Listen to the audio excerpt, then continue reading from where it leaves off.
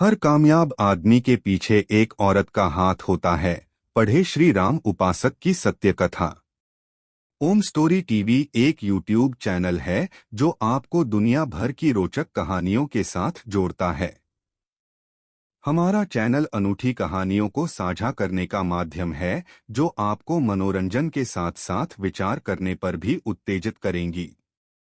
तो जल्दी से हमारे चैनल को सब्सक्राइब करें और रोचक कहानियों का आनंद लें। तुलसीदास जी की कथा। गोस्वामी तुलसीदास रचित रामचरित मानस की चौपाइयाँ और दोहे घर घर में पढ़े जाते हैं। तुलसीदास को साहित्य का शशि कहा गया है। जन्म के समय पंडितों ने बालक को माता पिता के लिए अशुभ बताया। कहते हैं कि तुलसीदास के जन्म के समय मुंह में पूरे 32 दांत थे। उन्हें त्याग कर मां ने अपनी एक दासी को लालन पालन के लिए सौंप दिया। तुलसीदास के 5.5 वर्ष का होने पर वह दासी भी संसार से चल बसी। तुलसीदास अनाथ होकर भटकने लगे। कहते हैं कि तुलसीदास को मां अन्नपूर्णा भोजन कराती थीं। भगवान शंकर की प्रेरणा से बालक तुलसीदास अनंतानंद जी महाराज के शिष्य नरहरियानंद जी के पास रामशैल पर्वत पर गए। उन्हें अपना गुरु बनाया। गुरु नरहरियानंद जी महाराज ने तुलसी का नाम रखा राम बोला। बिना सिखाए ही तुलसीदास ने प्रथम बार में ही गायत्री मंत्र का शुद्ध उच्चारण कर लिया था। गुरु जी ने तुलसीदास को रामायण की कथा सुनाई। गुरु के आदेश से तुलसीदास काशी चले गए। वहां उन्होंने 15 वर्ष तक अध्ययन किया। अध्ययनोपरांत तुलसीदास गुरु की आज्ञा लेकर पुनः अपने गांव चले गए। गांव में माता पिता का श्राद्ध तर्पण करने के बाद विवाह करके गृहस्थ आश्रम में प्रवेश किया। बचपन से ही तिरस्कृत व एकाकी जीवन जीने के कारण वे अत्यधिक भावुक प्रेमी हो गए थे।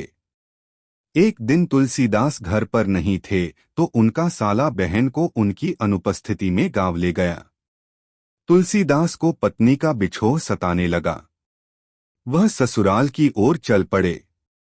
वर्षा ऋतु में नदी उफान पर थी और रात्रि का समय, लेकिन कुछ तुलसीदास को आगे बढ़ने से नहीं रोक सका। रात में नौका जैसी वस्तु तैरती दिखाई दी तो तुलसीदास उस पर बैठकर नदी पार कर गए। ससुराल पहुंचे तो द्वार बंद थे। एक रस्सी दीवार पर लटकती देखकर उसे पकड़कर दीवार फांदकर तुलसीदास घर में पहुंच गए। पत्नी आश्चर्यचकित थी। उसने अपने पति के आने की सारी घटना सुनी। जब रस्सी को देखा तो वह एक काला भुजंग सांप निकला। नाव के बजाय एक शव था जिस पर बैठकर तुलसीदास ने नदी पार की थी। तुलसीदास की पत्नी ने कहा, स्वामी, आप कितने विचित्र हैं। जितना प्रेम आप मेरे इस हाड़मांस के शरीर से करते हैं, यदि इतनी प्रीति भगवान से करते तो आपका कल्याण हो जाता। तुलसीदास के कलेजे में पत्नी के बोल तीर की भांति चुभ गए और वह घर छोड़कर पुनः निकल पड़े।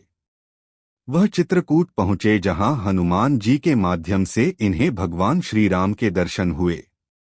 फिर अयोध्या में रहते हुए तुलसीदास ने रामचरित मानस जैसे महान ग्रंथ का समापन किया।